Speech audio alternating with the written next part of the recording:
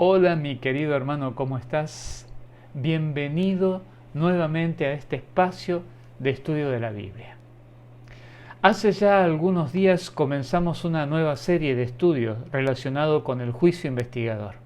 Ya hemos aprendido algunas cosas, pero me gustaría muchísimo invitarte a estudiar juntos la siguiente propuesta.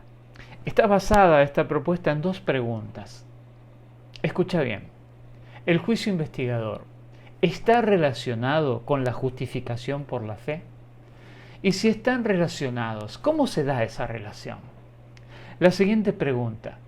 ¿El juicio nos enseña algo acerca de si existe o no existe la perfección cristiana? Vamos a estudiar estas dos preguntas, vamos a tratar de desmenuzar algunos pasajes bíblicos para tratar de entender algo acerca de esto. Pero quiero invitarte a que abras tu Biblia en el libro de Romanos, en el capítulo 3, versículo 20. Y este versículo dice lo siguiente: ya que por las obras de la ley ningún ser humano será justificado delante de él, porque por medio de la ley es el conocimiento del pecado. Este texto nos enseña algunas cosas interesantes, como por ejemplo, te presento esta diapositiva. Este versículo es muy claro en sostener que nadie se salva por guardar la ley de Dios. Ningún esfuerzo personal puede salvarnos. Esto tira por tierra ya de entrada la idea del perfeccionismo cristiano. Este versículo es claro, como dice la diapositiva, en sostener que nadie se salva por guardar la ley de Dios. Claro, la Biblia misma sostiene de que guardar la ley no te salva. Ningún esfuerzo personal, de paso, puede salvarnos. Entonces, si no hay esfuerzos personal que hacer para ser salvo, por supuesto que el perfeccionismo cristiano ya queda descartado de la carrera del cristianismo, porque el perfeccionismo cristiano justamente se basa en sostener mis esfuerzos personales para alcanzar un grado importante de espiritualidad, para ser salvo. Ahora, este texto que leímos recién nos ayuda a entender que nada de lo que vos y yo hagamos puede ayudarnos a ser salvo. Pero vamos a continuar en el desarrollo del tema. Romanos 3:21, el texto que sigue, dice lo siguiente: pero ahora, aparte de la ley, se ha manifestado la justicia de Dios, testificada por la ley y por los profetas, la justicia de Dios por medio de la fe en Jesucristo, para todos los que creen en Él. Presenta este texto el verdadero camino a la salvación. Y el verdadero camino a la salvación pareciera ser la justicia de Dios. Quiero mostrarte lo siguiente. La justicia es provista por Dios. Dios es perfecto y su justicia es perfecta. Por lo tanto, cuando recibimos su justicia, Él nos hace perfecto. Lo que Dios nos pide a cambio de su justicia es nuestra fe en Jesús. Fíjate que aquí aparece claramente una idea. Y la idea que aparece aquí es que cuando nosotros somos justificados por Dios, cuando somos perdonados por su justicia o a través de su justicia, recién allí podemos empezar a hablar de un perfeccionismo. Pero ¿de qué forma se da este perfeccionismo? Dios, no olvides que lo único que pide para vos no es esfuerzos personales para alcanzar una perfección en tu vida espiritual, sino lo que Dios está pidiendo es tu fe en Jesús. Mira lo que dice esta cita de Elena G. de White, que se encuentra en El Camino a Cristo, en la página 62, dice lo siguiente: su vida fue sin pecado, hablando de Jesús. Su vida fue sin pecado, murió por nosotros, y ahora ofrece quitarnos nuestros pecados y vestirnos de su justicia. Si te entregas a Él y lo aceptas como tu Salvador, por pecaminosa que haya sido tu vida, serás contado entre los justos por consideración de Él. El carácter de Cristo toma el lugar del tuyo y eres aceptado por Dios como si no hubieras pecado. Qué interesante. Esta cita es maravillosa porque en esta cita nosotros encontramos algunas cosas que nos ayudan a entender el tema que estamos proponiendo hoy. Fíjate que dice claramente lo siguiente, volvamos a la cita. Dice, su vida fue sin pecado, murió por nosotros y ahora ofrece quitarnos nuestros pecados y vestirnos de su justicia. Si te entregas a Él y lo aceptas como tu Salvador, por pecaminoso que haya sido tu vida, serás contado entre los justos por consideración de Él. Si te entregas a Él, y esa entrega, esa dedicación de tu vida a las manos de Cristo, es el esfuerzo, si hay algo que tengamos que hacer nosotros, ese es el esfuerzo personal a hacer, entregarnos cada día al Señor. Y cuando nos entregamos cada día al Señor, allí dice claramente la cita, que seremos contados entre los justos, pero no por tus méritos ni por los míos, sino por la justicia de Cristo, porque Él es el único que vivió sin pecado. Quiero mostrarte lo siguiente, mira. Cristo quita nuestros pecados y nos da su justicia. Nos cuenta como justos. El carácter de Jesús es colocado en el lugar del nuestro. Dios nos acepta como si nunca hubiéramos pecado. Ahora mira esto que te quiero mostrar a continuación. ¿Dónde se encuentra aquí la verdadera perfección? La verdadera perfección en Cristo.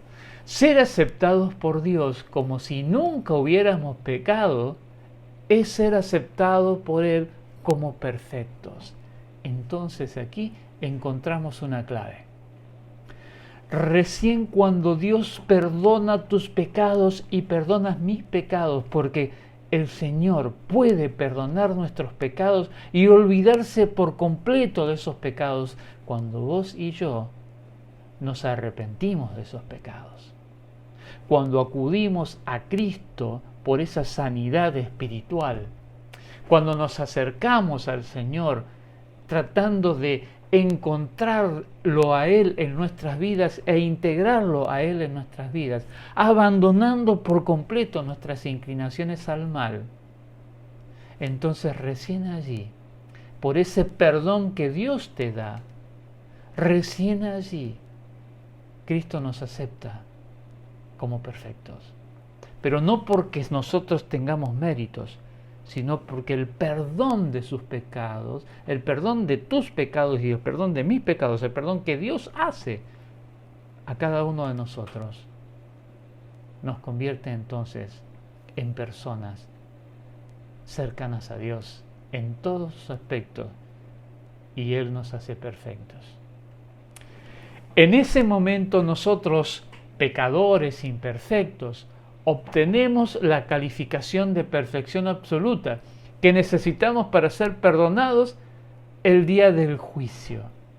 Pero no olvides que esto se da en tu vida y en mi vida cuando Dios perdona nuestros pecados. Porque si hay algo que nos hace perfecto es la perfección de la justicia de Dios en nuestras vidas. Continuemos. Esperando el juicio con confianza. ¿Y por qué tenemos que esperar el juicio con confianza? Bueno, porque hay muchas personas que le temen al juicio. Hay muchas personas que creen que el juicio es condenatorio, pero ya aprendimos la semana pasada de que el juicio no es condenatorio. Aprendimos que el juicio es para tu beneficio y para mi beneficio. Y por eso hay una serie de textos que quiero mostrarte, una serie de textos bíblicos que quiero mostrarte, que nos ayudan a entender que debemos esperar ese juicio con confianza. Mira esta diapositiva. Al conocer la verdad de la justificación por la fe, el Hijo de Dios no teme el día del juicio. El Hijo de Dios no le tiene miedo al día del juicio, cuando sabemos que Dios está dispuesto a perdonarnos lo que Dios quiere con el juicio. Acordate que aprendimos que el juicio no es condenatorio. El juicio no es para juzgarte, sino para salvarte. Y cuando nosotros tenemos en cuenta esto, y más sabiendo que al juicio, cuando llegamos al juicio, perdonados por Dios. Llegamos al juicio justificados. Y si llegas al juicio justificado, llegas al juicio sin pecado. Y si llegas al juicio sin pecado, llegas al juicio perfecto. Estos textos nos ayudan a entender lo que estamos tratando de decir. Yo te los voy a mencionar y si querés vos después podés repasarlos uno por uno. Pero estos textos nos ayudan a entender que necesitamos tener esa confianza en el juicio que el Señor va a realizar.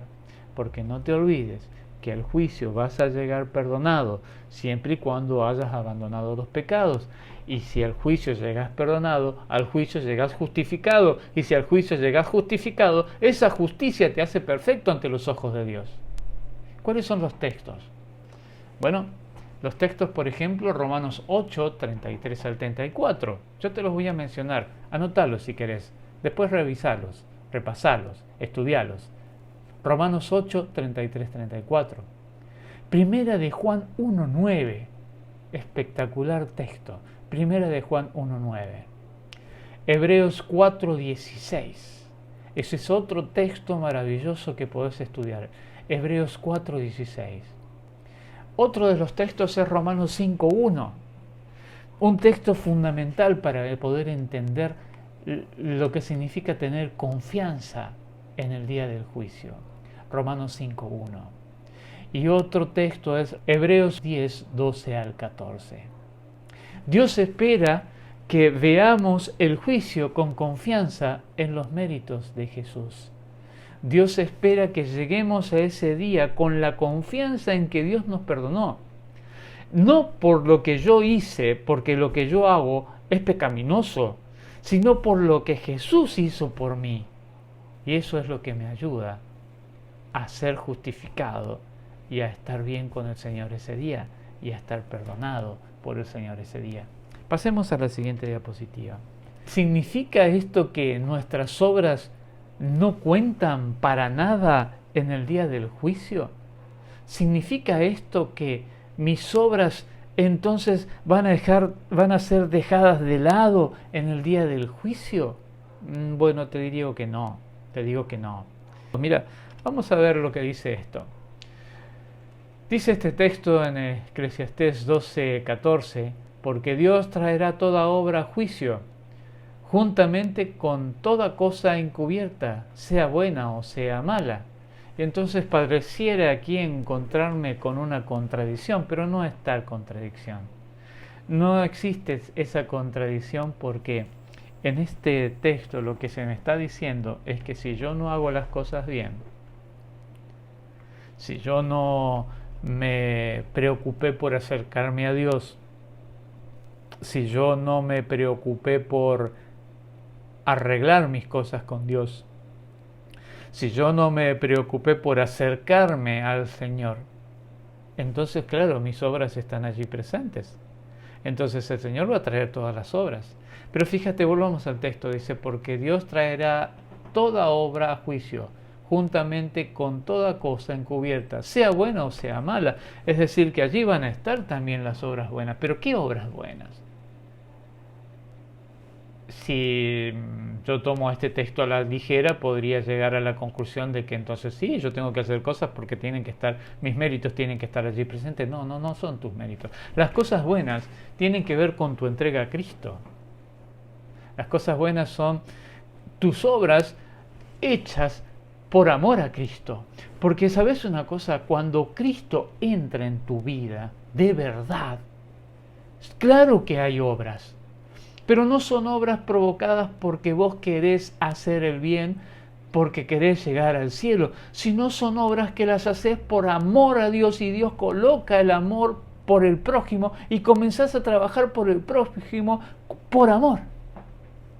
Entonces esas son las obras buenas de repente que se mencionan aquí. Continuemos. Mirá lo que dice este pasaje en el libro de Hebreos, capítulo 10, versículos 26 al 27 y el 31.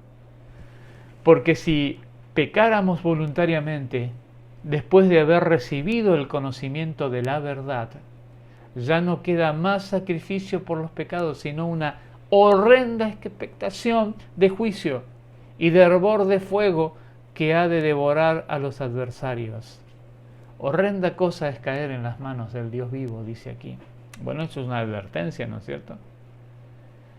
Si vos conocés la verdad, o estás conociendo la verdad, pero igual, a pesar de caer, de conocer la verdad, caes en pecado, voluntariamente lo haces porque querés, eso es rebeldía. De paso, la palabra que se usa en hebreo para pecado significa rebeldía, rebelión contra Dios. Entonces, cuando nosotros pecamos voluntariamente, conociendo la verdad, sabiendo que no hay que hacerlo, igualmente pecamos, allí se aplica lo que dice este texto. Y ahí están las obras malas que van a ir al juicio delante de Dios. Ahora, no te olvides que Dios perdona. Y no te olvides la cita que leímos al comienzo, porque si tu vida fue pecaminosa, y no importa cuán pecaminosa, y te arrepentiste de verdad, y te acercaste y te consagraste de verdad al Señor, Él borra por completo esos pecados y te justifica con su justicia. Quiero continuar. Fíjate lo que dice aquí. Es esencial al evaluar estas declaraciones que las comprendamos a la luz del Evangelio de la justificación por la fe. Necesitamos tener el ojo puesto en la justificación por la fe para evaluar estas declaraciones. Mira lo que dice Marvin Moore en el libro El juicio investigador. Dice lo siguiente en la página 37 de ese libro: en el juicio, la posición de aquellos que sean salvos siempre estará basada en que estén cubiertos con la justicia de Cristo, nunca sobre su propio éxito en obedecer las leyes de Dios, nunca sobre su propio éxito en obedecer las leyes de Dios, nunca, sino en la justicia de Dios. Ahora, ¿debo obedecer la ley? Claro. ¿Por qué? Porque la ley justamente es lo que me muestra el pecado. Si yo no obedezco la ley, entro en pecado. Pero no lo obedezco para salvarme, sino porque quiero ser obediente a las leyes que Dios me da. Hoy hay muchas leyes, ¿no? Y hay muchas recomendaciones. Por ejemplo, se dice el barbijo es obligatorio. Y hay algunos lugares aquí en Argentina que están poniendo multas muy grandes por no usar barbijo. Tal vez aquí en nuestra zona no tanto, pero en otros lugares están poniendo multas. Ahora vos decís, yo no uso el barbijo y salgo a la calle sin barbijo. Pues sos culpable. Quebrantaste la ley. Debe haber leyes para saber qué está bien y qué está mal. En este momento, salir a la calle sin barbijo está mal.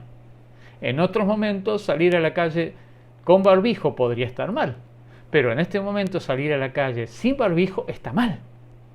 Debemos respetar la ley. Dios puso leyes.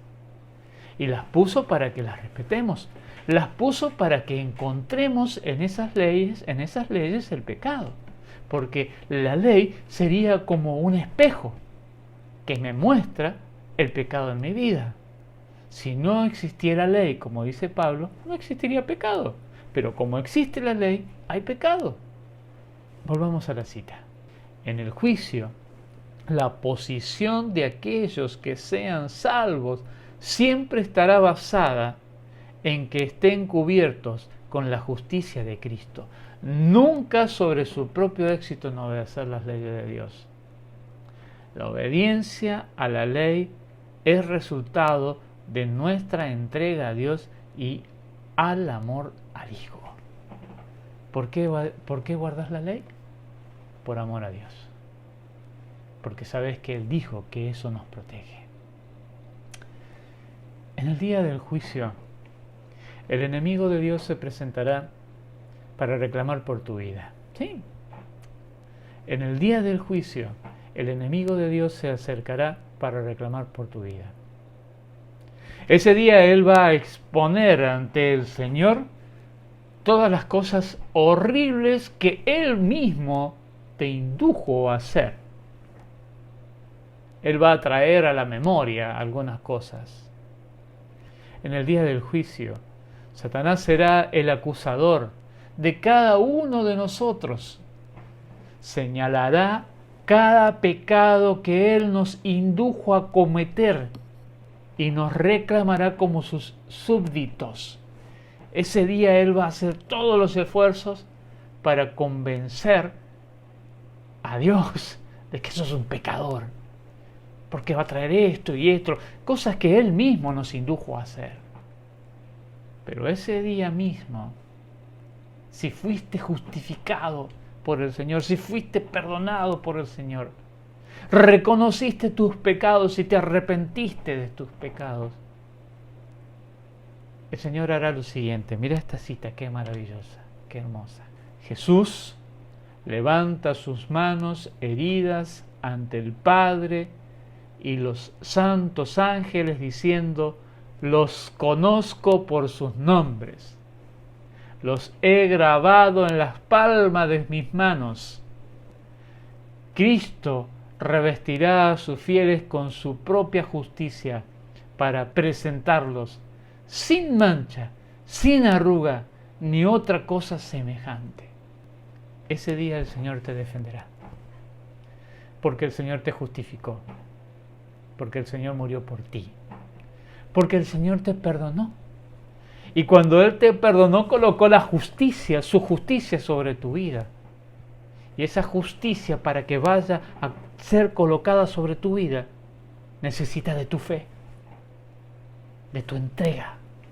Por eso es justificación por la fe. Mi querido hermano, aquel día el Señor te defenderá. Aquel día el Señor mostrará sus manos heridas, pero sobre esas manos estarán escritos tus nombres y el mío. Tengamos confianza en el juicio. Hagamos lo que tenemos que hacer con nuestra vida espiritual. Acerquémonos a Dios y entreguémonos de todo corazón. Que Dios te bendiga, mi querido hermano. Y te invito a orar. Te invito a orar en tu casa una vez que hayamos terminado este video, para que le pidas a Dios perdón por tus pecados y para que te acerques a Él con confianza y con fe, porque el día del juicio se acerca. Que Dios te bendiga, hermano. Amén.